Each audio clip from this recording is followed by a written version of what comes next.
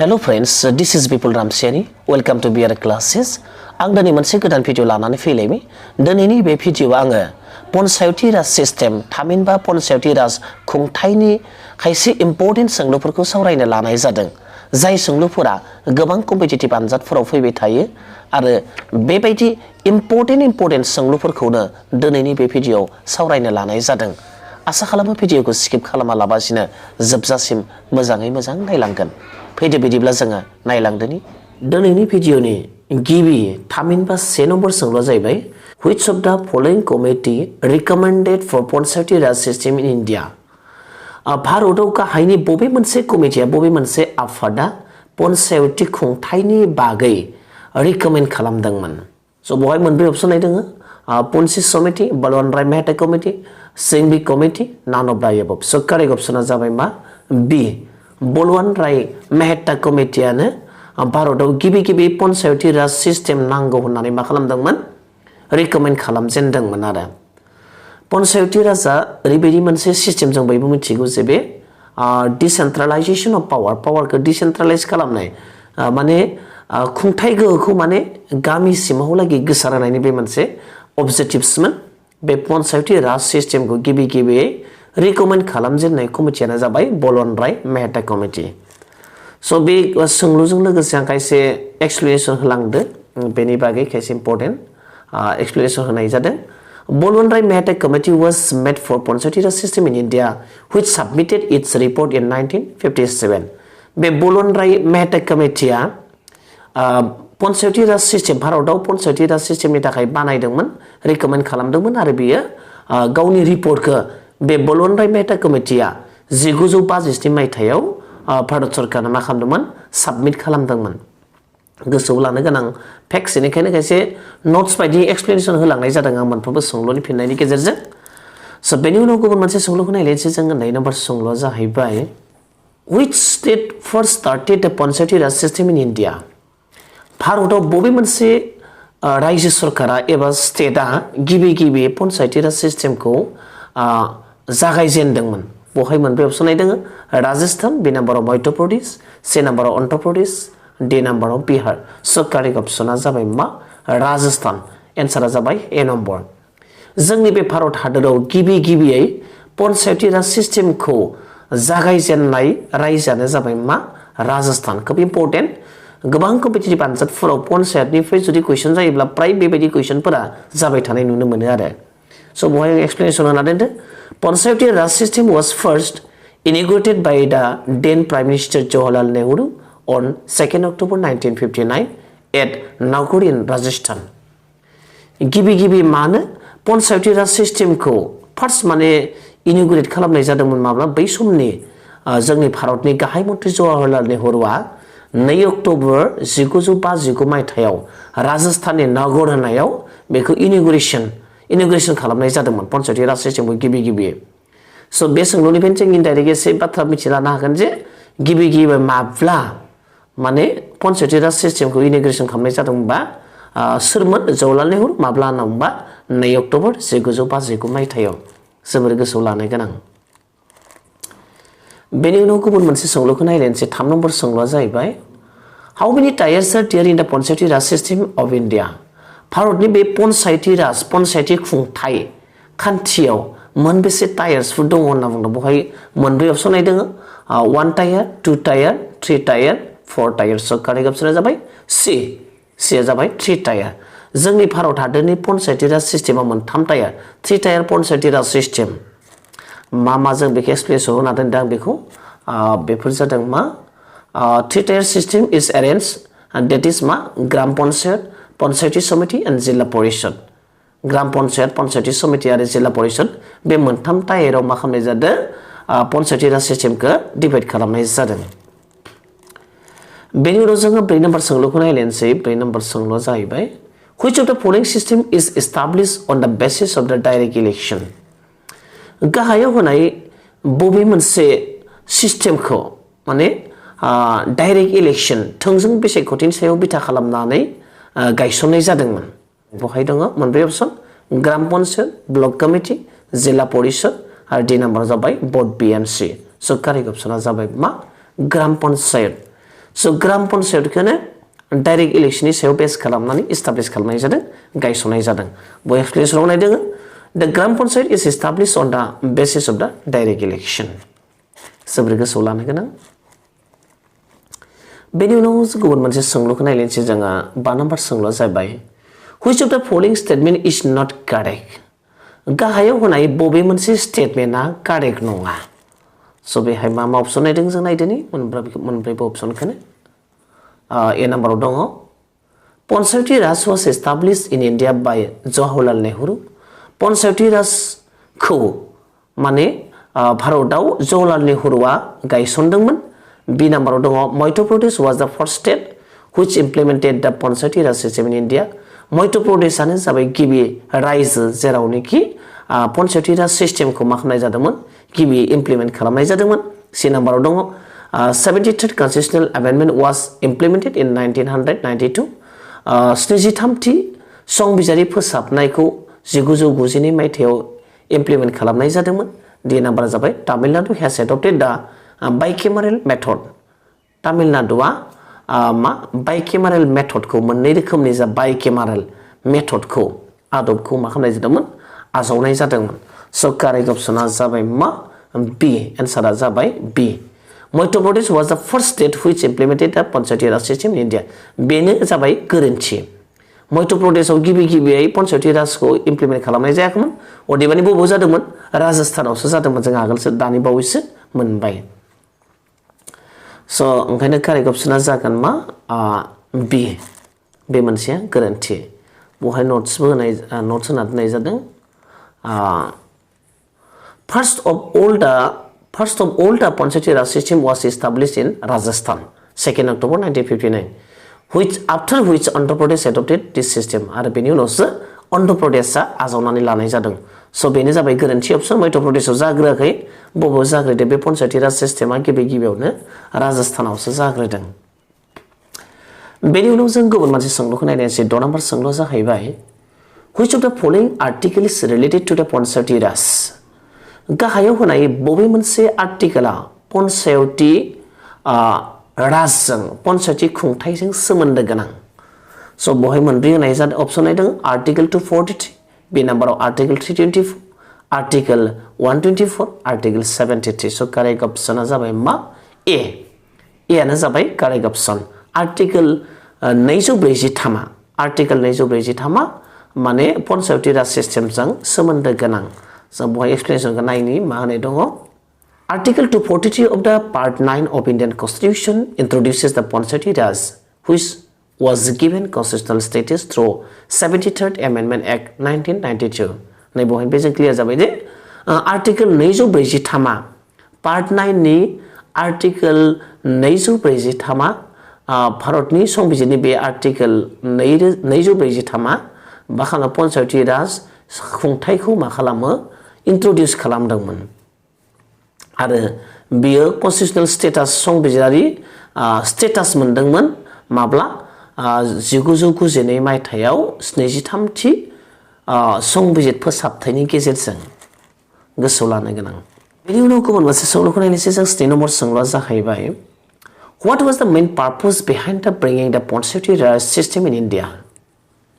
भारत हादराव पन्चायती राज सिस्टेम थामहिनबा पन्चायत खुंथाय लाबोनायनि गुबै थांखिया मामोन पारपसआ मामोन स' बहाय मोनब्रै अपसन नायदों to prevent criminalisation of politics development of villages decentralisation of the political powers to the general people to reduce election expenses स' कारेक्ट अपसना जाबाय C decentralisation of the political power to the general people माने राजखान्थियारि गोहोखौ डिसेन्ट्रेलाइजेशन खालामनाय जा सेन्ट्रेलाइज डिसेन्ट्रेलाइज माने रानसारनानै होनाय टु द जेनेरेल पिपल साधारन मानसिफोरनो रानसारना होनायानो जाबाय बे पन्चायती राजखुंथाय लाबोनायनि मा गुबै थांखि स' बहाय नोट्स होना दोनदों एक्सप्लेनेसनखौ नायनि जोङो डिसेन्ट्रेलाइजेशन अफ पावर टु कानेक्ट द मासेस विथ पलिटिक्स डिसेन्ट्रेलाइज गोहोखौ माने रानसारनाय टु कानेक्ट द मासेस मानसिफोरखौ कानेक्ट सोमोन्दो खालामनाय विथ द पलिटिक्स राजखान्थिजों सोमोन्दो खालामनानै गोहोखौ रानसारनायानो मामोननो पन्चायती राज सिस्टेम लाबोनायनि गुबै थांखिमोन So बेनि उनाव गुबुन मोनसे सोंलुआ जाबाय दाइन नम्बर सोंलुआ जाहैबाय मा which schedule was added to the constitution by the 73rd constitutional amendment गाहायाव होनाय बबे मोनसे शेड्यूला 73थि संबिजिरारि फोसाबनायाव दाजाबजानाय which schedule was added to the constitution of the 73rd constitutional amendment 73थि संबिजिरारि फोसाबनायाव संबिजितनि बबे मोनसे शेड्यूला दाजाबजानाय होनना बुंदों बहाय मोनब्रै अपसन दोङो 6th 7th 9 and 11 so correct option जाबाय 11 जिसेथि शेड्यूला 73 संबिजिरारि फोसाबथायनि गेजेरजों संबिजिताव दाजाबजानाय so बहाय next एक्सप्लेनेशना article 243 of part 9 of Indian Constitution introduces Panchayati Raj, which was given constitutional status through 73rd Amendment Act 1992 and added it to the 11th schedule. Navy correct. बेनि उनाव जों गुबुन मोनसे सोंलुखौ नायलायनोसै 9 number सोंलुआ जाहैबाय मा which statement is not correct regarding the Gram Sabha Gram Sabhaनि बिथिङाव गाहायनि बबे मोनसे स्टेटमेन्टआ कारेक्ट नङा एबा सैथो नङा नायनि जोङो अपसनफोरखौ नायनि A number option जाहैबाय It is a body consisting of the persons registered in the electoral rolls of a village comprised within the area of the Panchayati level. आरो B number It is a village assembly consisting of all registered voters in the area of Panchayat. C number Its powers have been determined by the central government. And D number Its powers and functions at the village level are like state legislature at the state level. So correct option is ma C. Its power have been determined by the central government. Bini gohoआ Bharat सरकारजों एबा central मिरु सरकारजों थि खालामजानाय होनना बुङो बे मोनसेया जाबाय गोरोन्थि मिरु सरकारा बेनि माबाखौ पावारखौ भिलेज पन्चायतनि जा ग्राम पन्चायतनि ग्राम सभानि गोहोखौ माने सेन्ट्रेल गभर्नमेन्टआ मा डिटारमाइन खालामा बेखौ बहाय एक्सप्लेनेशनबो होनाय जादों एक्सप्लेनेशनखौ नायलायनोसै जोङो C नम्बरा Its power have been determined by the state legislature. बियो मा पावारा स्टेट लेजिस्लेचर जोंसो डिटारमाइन खालामजायो ग्राम सभानि पावारखौ स्टेट लेजिस्लेचरासो डिटारमाइन खालाम बेखौ सेन्ट्रेल गभर्नमेन्टआ डिटारमाइन खालामा बेनि उनाव गुबुन मोनसे सोंलुखौ नायलायनोसै 10 नम्बरखौ इम्पोर्टेन्ट सोंलु जों नायनोसै Which statement is true about the Panchayati Raj? बबे मोनसे स्टेटमेन्टआ पन्चायती राजनि बागै मा सैथो होनना बुंदों The Panchayat Committee and Jilla Parishad should be constituted with directly elected members. आरो B नम्बर दबाय minimum age should be 18 years to contest the election at the Panchayat level. आरो बेनि उनाव C नम्बरा जाहैबाय मा election of the Panchayati Raj institution is conducted under the guidance of the State Election Commission. आरो D नम्बरा जाबाय For the financial review of the Panchayats, the State Finance Commission is established after 6 years. So correct option is C. Election of the Panchayati Raj institution is conducted under the guidance of the State Election Commission. Election माने Panchayati Raj फसंथाननि इलेक्शना बिसायख'थिया मा State Election Commission नि guidance बायदियै सो मा खालामनाय जायो फाथिनाय जायो आरो सो बे कारेक्ट अपसन सो बहाय होनाय दङ नोट्स होनाय जादों बहाय C नम्बरा correct option. Election of the Panchayati Raj institution is conducted under the guidance of the State Election Commission. गोसोआव लानो गोनां बेनि उनाव गुबुन मोनसे सोंलुखौ नायलायनोसै जों 10 नम्बर सोंलुआ जाबाय जोबोद इम्पोर्टेन्ट थांनाय टेट आनजादाव फैखांबाय बियो Assam टेटआव How many posts are reserved for the women at all levels in the Panchayati Raj system? बेसेबां पस्टआ पन्चायती राज सिस्टेमा हिनजावफोरनि थाखाय मा रिजार्भ खालामनानै लाखिनाय बेसेबां मासिया आवग्रिनानै लाखिनाय हिनजावफोरनि थाखाय वमेनफोरनि थाखाय रिजार्भ माने पस्टआ बेसेबां बाहागो सो बहाय दङ अपसना मोनब्रै 1/3 हाफ 2/3 आरो 1/4 सो कारेक्ट अपसना जाबाय मा 1/3 ए नम्बरा जाबाय कारेक्ट अपसन हिनजावफोरनि थाखाय पन्चायती राजनि पस्टआ बेसेबांनो 3 बाहागोनि सेया रिजार्भ खालामनानै लाखिखानाय एक्सप्लेनेसन होदों नायनोसै जोङो 1/3 post for both the members and the chief are reserved for women. हिन्जावफोरनि थाखाय 3/4 पस्टफोरा रिजार्भ खालामनानै लाखिजाखानाय। बेनि उनाव 12 नम्बर सोंलुखौ नायनोसै जोङो। 12 नम्बर सोंलुआ जाबाय which state has no Panchayati Raj institution at all? बबे मोनसे स्टेटआ बबे मोनसे रायजोआ पन्चायती राज आफाद पन्चायती खुंथाय मा गैया फसंथान गैया? बहाय मोनब्रै अपसन नायदोङो। मोनब्रै अपसनफोरा जाबाय मा? मिजोराम, मणिपुर, अरुणाचल प्रदेश, त्रिपुरा। सरकारि अपसना जाबाय मा? ए मिजोरामाव मा पन्चायती राज सिस्टेम इन्स्टिट्यूशन आफादा गैया मिजोराम स्टेटआव। बे होनायफोरनि मादाव मिजोरामाव गैया। बहाय एक्सप्लेनेशनाव माने इम्पोर्टेन्ट फैक्ट्सखौ होनाय जादों। कारेन्टलि पन्चायती राज नैया मोनसे PRJ माने पन्चायती राज थानाय पन्चायती राज सिस्टेम थानाय exists in all states except Nagaland, Meghalaya and Mizoram. बेसांनो पन्चायती राज सिस्टेमा बेसाव दोङो ना कारेन्टलि exists in all states गासिबो रायजोफोरावनो दोङो मामायाव गैया खिन्थु एक्सेप्ट मा होनदो नागालेण्ड, मेघालय एन्ड मिजोराम। स' कारेक्ट अपसना जागोन मिजोराम बे अपसनाव दङ। गासै पन्चायती राज सिस्टेम गैयै जोंनि भारत हादर रायजोफोरा जाबाय मोनथाम मा बियो नागालेण्ड, मेघालय आरो मिजोराम। स' नैबे मोनब्रै अपसनाव जोंहा माया दंमोन मिजोरामा दं। स' मिजोरामाव गैया। कारेक्ट अपसना जाबाय बे एआनो। And in the all union territories except Delhi आरो बेखौ खोब माने गोसोआव लानो गोनां। आरो इउनियन टेरिटरिस मिरु सरकारजों खुंजानाय माबाया इउनियन टेरिटरिनि बिथोराव मात्र दिल्लीयावल' मा गैया पन्चायती राज सिस्टेम गैया। खिन्थु गुबुन माने इउनियन टेरिटरिसफ्राव पन्चायती राज सिस्टेमा दंजोबो आरो जोबोर गोसोआव लानो गोनां। बेनि उनाव गुबुन मोनसे सोंलुखौ जों नायलायनोसै। 13 नम्बर सोंलुआ जाबाय द मेगाजिन पन्चायत दर्पण was launched to monitor the progress of which योजना? माने मेगाजिना पन्चायत दर्पण होननाय मोनसे मेगाजिन दङ। बे पन्चायत दर्पण होननाय मेगाजिनखौ लन्च खालामनाय जादोंमोन ना टु मनिटर द प्रग्रेस दावगानायखौ बबे मोनसे योजना दावगानायखौ मनिटर खालामनो थाखाय माने पन्चायत दर्पण होननाय मेगाजिनखौ लन्च खालामनाय जादों। बहाय मोनब्रै अपसन नाय दङ योजनाफोर दं। मोनब्रै योजना प्रधानमन्त्री आवास योजना, संसद आदर्श ग्राम योजना आरो मोनसे जाबाय भामसा योजना, प्रधानमन्त्री जन धन योजना। सरकारि अपसना जाबाय मा बी। जोबोर गोसोआव लानो गोनां गोबां कम्पिटिटिभ आनजादफोराव फैबाय थायो। संसद आदर्श ग्राम योजनायानो जाबाय मा बेखौ माने मा खालामो बेखौ मनिटर खालामनो थाखाय पन्चायत दर्पण होननाय मेगाजिनखौ लन्च खालामनाय जादोंमोन।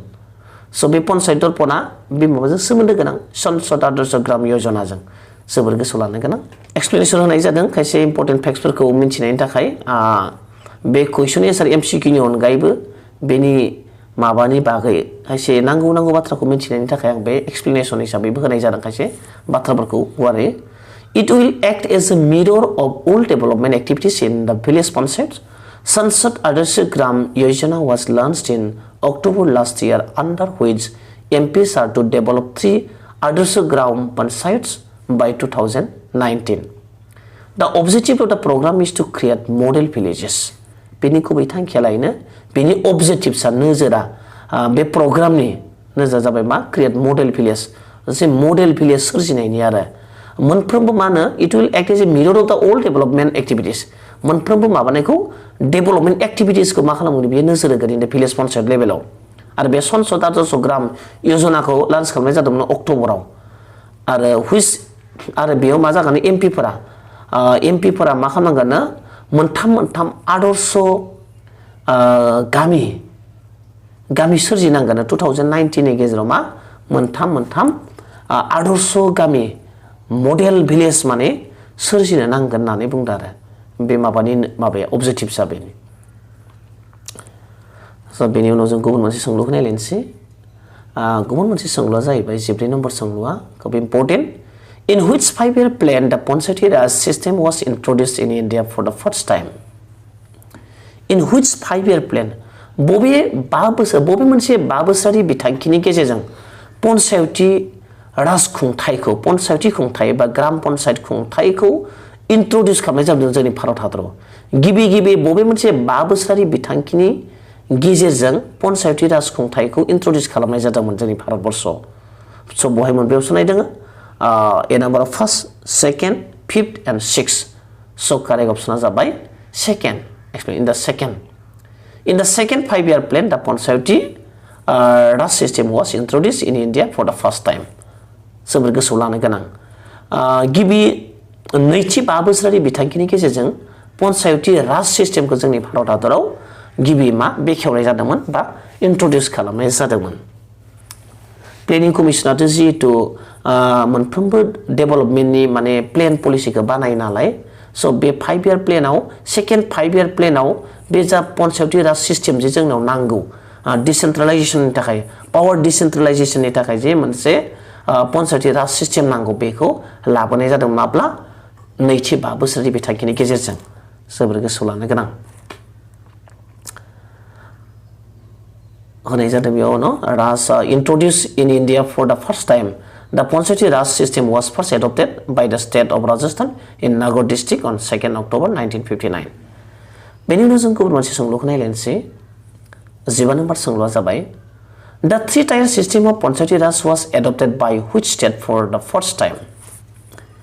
The 3-tier system जोंनि भारत हादरनि पन्चायती राज सिस्टेमा 3-tier system बे 3-tier system पन्चायती राज सिस्टेमखौ जोंनि भारत हादरनि बबे मोनसे रायजोआव गिबियाव आजावना लानाय जादोंमोन स' बहाय मोनबे अपसन नायदों राजस्थान अन्ध्र प्रदेश बिहार कर्नाटक स' कारेक्ट अपसना जाबाय राजस्थान जों आगोलनि सोंलुआवबो मोनबोखाबाय राजस्थानाव गिबि इंट्रोड्यूस खालामनाय जादोंमोन बे समाव जोंनि भारत हादरनि बै समनि गाहाय मन्त्रि जवाहरलाल नेहरूआ बेखौ गिबि इनॉग्रेशन खालामनाय जादोंमोन स' नै कारेक्ट अपसना जाबाय राजस्थान ए एक्सप्लेनेशन नायदोनि जोङो The institution of the Panchayati Raj system was inaugurated by the Jawaharlal Nehru on October 2nd, 1959 in Nagaur district of Rajasthan. 9 days later, Andhra Pradesh became the second state to launch the Panchayati Raj at Sadnagar near Hyderabad. आरो मा होनो गिबि राजस्थानानो जाबाय पन्चायती राज सिस्टेमखौ introduce खालामबाय आरो बेनि थिक 9 साननि उनावनो 9 days लेटारावनो अन्ध्र प्रदेशआ मा जादोंना बेखौ लानाय जादों पन्चायती राज सिस्टेमखौबो लन्च खालामनाय जादों बिसोरो अन्ध्र प्रदेशआ सेकेन्डआ जाबाय अन्ध्र प्रदेश बेसां दिननि उनावनो 9 days लेटार 9 साननि उनावनो बे पन्चायतआ अबेयावनो गिबि सातनगर नियर हायद्राबादनि जिंनि सातनगर होननायाव गिबि पन्चायती राज सिस्टेमखौ बिसोरो बाहायदों आरो बिसोरबो बेनि उनाव गुबुन मोनसे सोंलुआ जाहैबाय 0 नम्बर सोंलुआ जाहैबाय which among the following committee was appointed by the government of India in 1977 to recommend for improving efficiency of Panchayati Raj institution गाहायाव होनाय बबे मोनसे कमिटिया माने भारत सरकारा एपइन्ट खालामदोंमोन भारत सरकारजों सायख' जादोंमोन 1917 मायथाइयाव गाहायाव होनाय बबे मोनसे कमिटिया भारत सरकारजों सायख' जादोंमोन मानो थाखाय to recommend for improving efficiency of Panchayati Raj institution पन्चायती राज सिस्टेमनि जा efficiency गोनांथिखौ improve खालामनो थाखाय डेभेलप खालामनो थाखाय बबे मोनसे कमिटिखौ सायख'नाय जादोंमोन भारत सरकारा 1967 मायथाइयाव स' बहाय मोनब्रै दोङो अपसन नायदों मोनब्रै कमिटि नायदों Ashok Mehta committee Sarkaria commission Tarkunde committee बलवान राय कमिटि स' कारेक्ट अपसना जाबाय ए अशोक मेहता कमिटि 1977 मायथाइयाव भारत सरकारा अशोक मेहता कमिटिखौ माने पन्चायती राज सिस्टेमनि जा इफिसियेन्सि बेखौ इमप्रुभ खालामनो थाखाय बेखौ एपइन्ट खालामनाय जादोंमोन सायख'नाय जादोंमोन नै बहाय नोट्सआव नाय दङ In December 1977 the Janata government appointed a 13-member committee which was headed by the Mr. Ashok Mehta बेनिफ्राय जों गोबां बाथ्रा मिथिना लानो हागोन माब्ला जादोंमोन 1967 मायथाइयाव आरो खैजन मेम्बारमोन मा सरकारमोन इयो जनता गभर्नमेन्टमोन बे समाव भारताव जनता सासन दंमोन जनता गभर्नमेन्ट बे जनता गभर्नमेन्टआ गासै 13 जन मेम्बारफोरखौ बे पन्चायती राजनि जा सिस्टेमनि इफिसियेन्सि बेखौ इमप्रुभ खालामनो थाखाय सायख'ना होनाय जादोंमोन आरो बेखौ सोर दैदेनदोंमोन बेयो सोरनि आन्दारावमोन बे अशोक मेहता कमिटिया मिस्टार अशोक मेहता बिथां अशोक मेहतानि दैदेननायाव ओंखायनो बे कमिटिनि मुङा मा जादों अशोक मेहता कमिटि हिसाबै मिथिनाय जादों स' जोबोर गोसोआव लानो गोनां आरो जोबोद इम्पर्टेन्ट बेनि उनाव जों गुबुन मोनसे सोंलुखौ नायलायनोसै 16 नम्बर सोंलुआ जाहैबाय Which of the following states in India is exempted from the reservation for scheduled caste in Panchayati Raj institutions? गाहायाव होनाय बबे मोनसे रायजोआव एबा बबे मोनसे स्टेटआ भारतनि बबे मोनसे स्टेटआ एक्सेप्टेड रेहाय होनाय जादों फ्रम रिजार्भेशननि थाखाय जा रिजार्भ कोटा बे रिजार्भेशननिफ्राय रेहाय होनाय जादों for the शिड्युल्ड caste in पन्चायती Raj institution माने पन्चायती राजाव पन्चायती खुंथायनि आफादाव शिड्युल्ड कास्टखौ रिजार्भेशननिफ्राय रेहाय होनाय स्टेटआ बबे होनना बुंदों गाहायनि बबे मोनसे स्टेटआ स' बेवहाय मोनब्रै अपसन नायदोङो अपसनफोरा जाहैबाय ए नाम्बाराव जाबाय राजस्थान बि नाम्बाराव आसाम सि नाम्बाराव अरुणाचल प्रदेश आरो डि नाम्बारा जाबाय सिक्किम स' कारेक्ट अपसना जाबाय अरुणाचल प्रदेशआव एससिफोरखौ शिड्युल्ड कास्टफोरखौ मा एक्जिम होनाय जादों रिजार्भेशननिफ्राय हयथ' बांसिन मानसियानो ट्राइबेल गोजा नालाय स' कारेक्ट अपसना जाबाय सि अरुणाचल प्रदेश बाय कन्स्टिटिउसन 83rd एमेन्डमेन्ट एक्ट 2000 2000 मायथाइनि 83rd 83थि संबिजिर फोसाबथायनि गेजेरजों बे मोनसे माबाखौ रेहाय होनाय जादों आरो अरुणाचल प्रदेशआव जोबोर गोसोआव लानो गोनां बेनि उनाव गुबुन मोनसे सोंलुआ जाहैबाय 17 नम्बर सोंलु नेक्स्ट दिनैनि भिडिअनि 17 नम्बर सोंलुआ जाहैबाय Which of the following year has been declared as the year of Gram Sabha?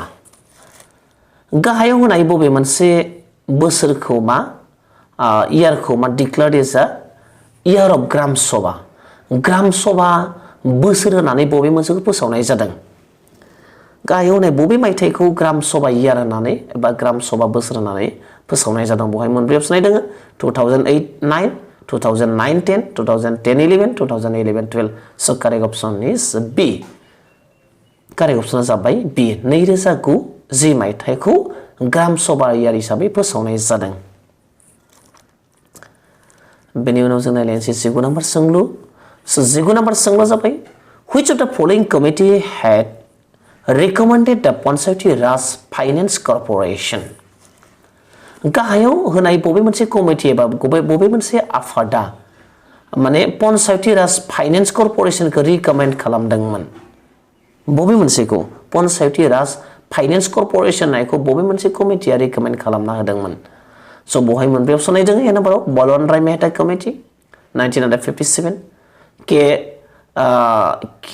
सान्थानाम committee 1963 Ashok Mehta committee 1978 जी.भी.के. राव कमिटि 1985 स' कारेक्ट अपसना जाबाय बी के सान्थानाम कमिटि 1963 खौ माने पन्चायती राज फाइनेन्स कर्परेसननि थाखाय रिकमेन्ड खालाम बे कमिटिया थारमाने पन्चायती राज फाइनेन्स कर्परेसनखौ रिकमेन्ड खालामदों पन्चायती राज फाइनेन्स कर्परेसन नांगौना बेखौ रिकमेन्ड खालामदों स' बेवहाय नोट्स नायदोङो K Santhanam committee appointed in the year 1963 had recommended the formation of Panchayati Raj Finance Corporation माने बे कमिटियानो पन्चायती राज फाइनेन्स कर्परेसन गायसननांगौ होननानै बेखौ रिकमेन्ड खालामदों माब्ला 1963 मायथाइयाव जोबोद इम्पर्टेन्ट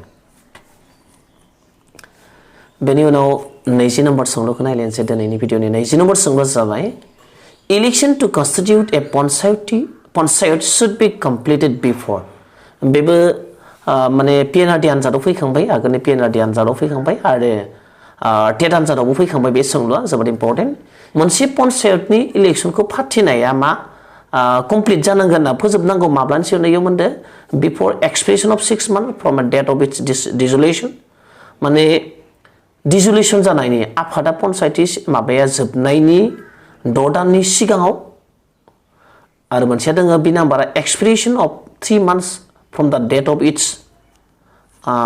इट्स डिसुलेसन 3 दाननि सिगां होनदो मोनसेया आरो सि नाम्बार जाय एक्सपिरेसन अफ 1 year फ्रम द डेट अफ इट्स डिसुलेसन बेखौ सेफायनायनि 1 बोसोरनि सिगां एक्सपिरेसननि डिसुलेसन जानानै बे एक्सपायर थांनायनि 1 बोसोरनि सिगां एक्सपिरेसन अफ द 2 months फ्रम द डेट अफ इट्स डिसुलेसन 2 दाननि सिगां स' कारेक्ट अपसना जाबाय एमोन An election to constitute a An election to constitute a panchayat shall be completed before the expiry of its duration specified in the clause 1, before the expiration of a period of 6 months from the date of dissolution. 6 months dotani sigang. Very important. Before the expiration of a period of 6 months from the date of its dissolution. Nation number is how many ZPs, Zilla Porishod, that means ZPs are there in Assam. Assam ogase munbe sebang Zilla Porishod pudongo Panchayat ni. Panchayat ni under munbe sebang Zilla Porishod pudongo. Boy neji dongo 21, 27, 33 so correct option azabai B. Mane neji seta Zilla Porishod pudongo jangni be Assamao. Panchayat thanai, Gram Panchayat thanai, Gaw Panchayat thanai, Zilla Porishod munbe sebang mun neji seta. Neji number sangla jabai how many APs are there in Assam. AP जाबाय आनसलिक परिषद. बे मोन आसामाव गासै मोन बेसेबां आनसलिक परिषदफोर दङ. जोंनि आसामनि जा माबाया पन्चायती राज सिस्टेमा गासै मोनथाम 3 टायार मोनसेया जाबाय जिल्ला परिषद आरो मोनसेया जाबाय आनसलिक परिषद AP आरो मोनसेया जाबाय GP गाव पन्चायत. स बे मोनथाम टायाराव जोंनि आसामनि पन्चायती राज सिस्टेमखौबो डिभाइड खालामनाय जादों. बेफोर जादों मा गोसोआव लानो गोनां जोबोद गोसोआव लानो गोनां जिल्ला परिषद मोनसेया आरो नैथिया जाबाय आनसलिक परिषद आरो मोनसेया जाबाय मा गाव पन्चायत. ये जिल्ला लेभेलाव मोनसेया जाबाय आनसलिक लेभेलाव आरो मोनसेया जाबाय गामि लेभेलाव. आरो गासै जिल्ला परिषदआ गासै 27 दङ आरो आनसलिक परिषदआ गासै मोनबेसेबा दङ 185. 185टा आनसलिक परिषदफोर दङ जोंनि बे आसामाव. जोबोद गोसोआव लानो गोनां खोब इम्पर्टेन्ट आनजादनि थाखाय जायफोरा बे बाराव पिएनआरडि आनजाद होनो थाखाय थियारि जागासिनो दङ बिथांमोननि थाखाय खोब माने हेफाजाब गोनां जागोन बे. 23 नम्बरा जाहैबाय हाउ मेनि जिपिस आर देयर इन आसाम. आसामाव गासै मोनबेसे गाव पन्चायतफोर दङ. गाव पन्चायतआ भिलेज लेभेलनि गाव पन्चायतआ मोनबेसे दङ जोंनि आसामाव गासै मोनबेसे दङ. बहाय दङ से नाम्बाराव दङ ए नाम्बाराव 2000, बे नाम्बारा 2200, सि नाम्बारा 2201 आरो जि नाम्बारा जाबाय 2205. स कारेक्ट अपसना जाबाय 2201. जोंनि आसामाव गासै 2201टा मा दङ गाव पन्चायतफोर दङ. भिलेज लेभेलनि गाव पन्चायतफोर दङ. खोब इम्पर्टेन्ट. बे मोनथाम बाथ्राखौ मोजां गोसोआव लाखि. जिल्ला परिषद, आनसलिक परिषद आरो मोनसेया जाबाय गाव पन्चायत. बे मोनथाम थोरफोआव जोंनियाव इलेक्सन जायो, बिसायख'थि जायो गाव पन्चायतनि. आरो बे जिल्ला परिषदआ गासै 220टा आरो आनसलिक परिषदआ 185 आरो मा गाव पन्चायतआ बेसेबां 2201. बेनि अनजिमाया जोबोद इम्पर्टेन्ट. स दिनैनि भिडिअ'आबो बेखिनियानो. आसा खालामो भिडिअ'खौ नायनानै मोजां मोनबाय. जुदि भिडिअ'खौ नायना मोजां मोनब्ला प्लिज खेबसे लाइक खालाम, चेनेलखौ साबस्क्राइब खालाम आरो गुबुननो हाजासे शेयार खालाम. Thank you for वाचिं.